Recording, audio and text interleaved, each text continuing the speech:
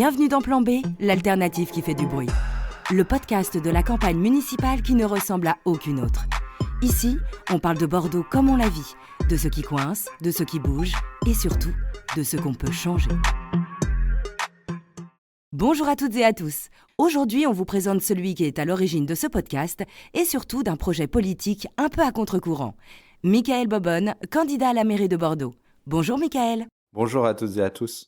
Avant qu'on entre dans le fond, une question rapide pour les présentations. Vous avez quel âge, vous faites quoi dans la vie? Enfin bref, on veut tout savoir de vous.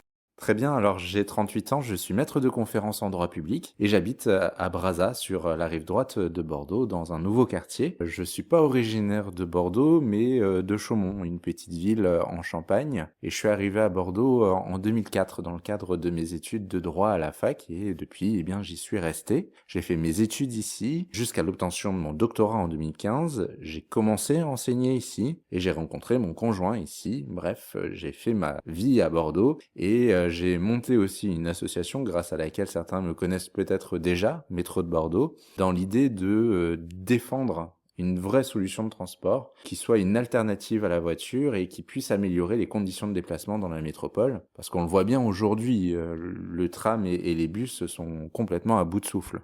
Et comment on en vient à créer une association comme Métro de Bordeaux? C'est pas le genre de truc qu'on lance sur un coup de tête. Non, ça c'est clair. Je me suis pas réveillé un matin en me disant que ce serait une bonne idée de créer une asso comme Métro de Bordeaux. Métro de Bordeaux, c'est un engagement réfléchi.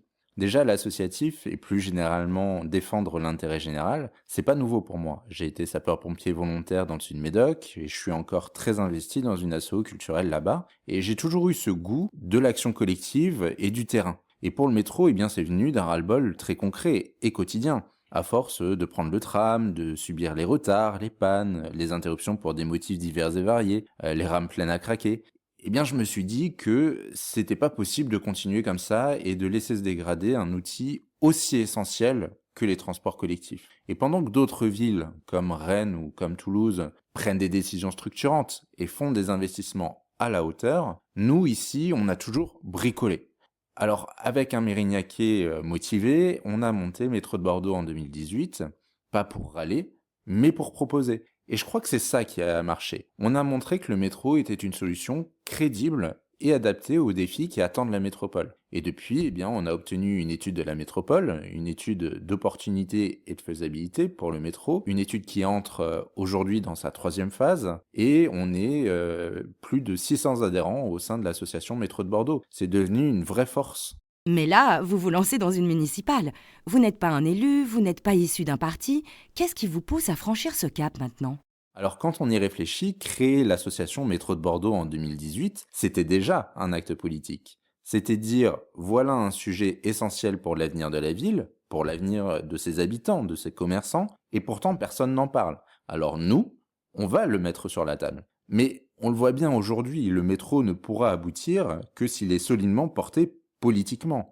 Et surtout par le prochain maire de Bordeaux. Sinon, le métro risque à tout moment d'être sacrifié par manque de courage et à cause de petits calculs politiques. Moi, je viens pas d'un parti et je suis pas un élu, mais j'ai une vision claire pour Bordeaux. Et je dirais même que c'est parce que je ne viens pas d'un parti, parce que je ne suis pas un élu, que je peux me permettre d'avoir une vision claire pour Bordeaux. J'ai une liberté de parole et d'action que ceux qui veulent seulement le poste, à tout prix, n'ont pas. J'ai pas à composer avec des intérêts de parti ou des arrangements d'appareil. Et puis, la campagne des municipales de 2020 l'a bien montré. Quand on défend un projet comme le métro, on peut pas rester sur le bord de la route à espérer que d'autres fassent le boulot que de toute façon ils ne feront pas. Il faut s'engager. Ok, donc vous êtes un peu l'outsider qui sature d'attendre que ça change. Mais vous vous lancez dans une campagne municipale, ce n'est pas rien. Quel a été le déclic?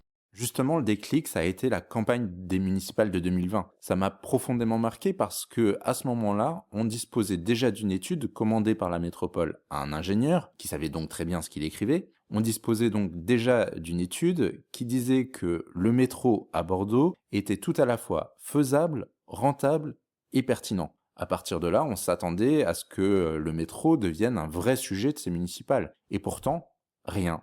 Silence radio. Aucun candidat n'a voulu s'en emparer. Trop risqué politiquement sans doute, trop audacieux peut-être, et je suis pas sûr que ceux que l'on retrouve aujourd'hui aient trouvé le courage nécessaire depuis. Pourtant, tout ce qu'on prédisait à l'époque s'est produit, Et c'est devenu une réalité quotidienne désormais. Les bus et les trams sont saturés lorsqu'ils circulent, les voitures et les automobilistes ne s'évaporent pas vraiment, l'urbanisation reste galopante parce qu'on n'a pas su, ou plutôt parce qu'on n'a pas voulu lutter contre l'étalement urbain. Bref, les élus n'ont pas développé une vision cohérente en matière de mobilité, d'urbanisme, d'aménagement du territoire. Alors je veux pas revivre le scénario de 2020 une deuxième fois, avec des promesses creuses d'ambition pour une ville plus fluide, une ville respirable, etc. Après avoir consulté moins de 1% des Bordelais pour trouver tout ça. Honnêtement, quel candidat va vous promettre une ville dans laquelle on se déplace moins bien, on respire moins bien?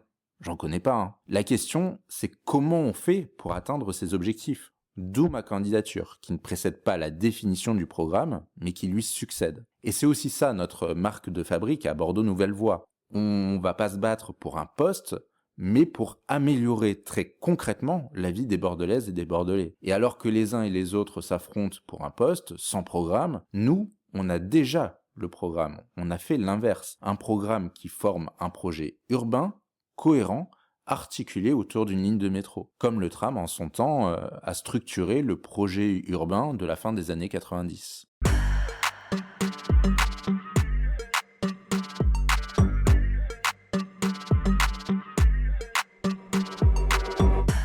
Vous dites que Bordeaux manque de souffle.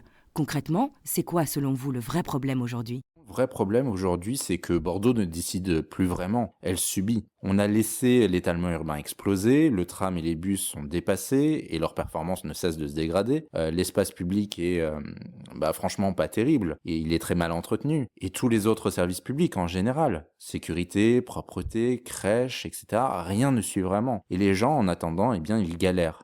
Ce que je défends, c'est une ville qui se remet en mouvement, qui protège, qui anticipe, qui assume son rôle de grande métropole. Parce que, à mes yeux, être une grande métropole, c'est pas un gros mot. Être une grande métropole, c'est offrir davantage d'opportunités à toutes et à tous. Des opportunités en termes d'études, des opportunités en termes d'emploi, de logement, de loisirs, de culture, de découverte. C'est fondamental et tout le monde en profite, y compris les territoires voisins. Vous avez créé l'association Métro de Bordeaux, on en a déjà parlé, mais en un mot, pourquoi le métro est si central dans votre projet ?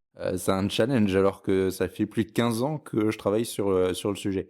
Alors, le métro, c'est un levier. C'est pas juste un moyen de transport. C'est ça qu'il est important de comprendre. C'est ce qui permet de désaturer le tram et les bus, de libérer de la place en surface pour les piétons, les vélos, les arbres. Le métro va permettre de connecter les quartiers entre eux plus efficacement, notamment les deux rives.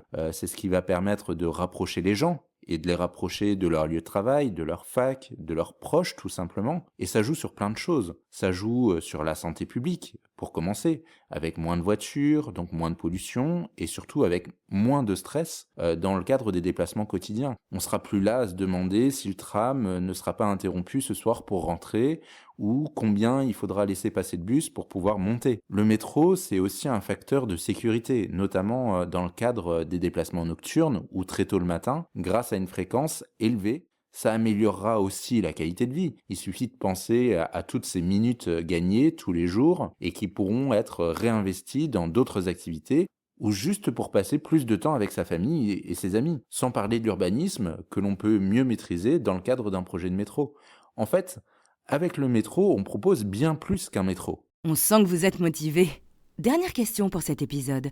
Qu'est-ce que vous attendez des Bordelaises et des Bordelais avec ce podcast ? Alors j'aimerais qu'ils écoutent ce qu'on leur propose, qu'ils se fassent leur idée, et s'ils pensent qu'on peut faire mieux et que notre projet n'est pas si fou, eh bien qu'ils nous rejoignent. Bouger Bordeaux dans le bon sens, ça se fera pas d'en haut, ça se fera pas non plus tout seul. On a besoin de toutes les bonnes volontés pour faire Bordeaux autrement et faire de la politique autrement. On a envie que les Bordelaises et les Bordelais s'approprient nos propositions, qu'ils donnent leur avis, c'est comme ça qu'on avance. Avec Métro de Bordeaux, on a déjà vu ce que ça peut donner une démarche citoyenne quand elle s'appuie sur l'écoute et sur le débat. On veut garder ce même esprit pour toute la campagne, ouvert, direct, collectif et avec une bonne dose de détermination. Merci Mickaël.